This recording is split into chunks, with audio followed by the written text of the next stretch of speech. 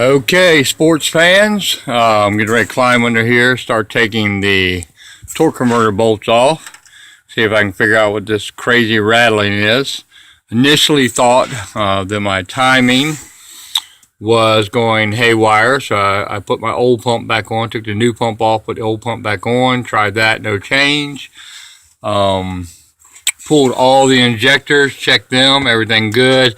Cracked one of my return caps when I did that, so I do not have the ability to start it right now, which is probably good. So I need to get in there and check that transmission.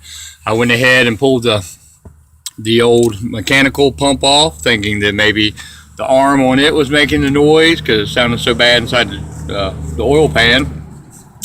I've now put on a clear line, and I put an inline pump off a 6.5 Chevy 6.5 in here.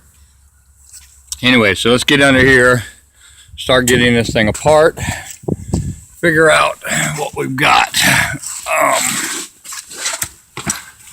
I think we're going to end up finding a cracked flex plate now after checking several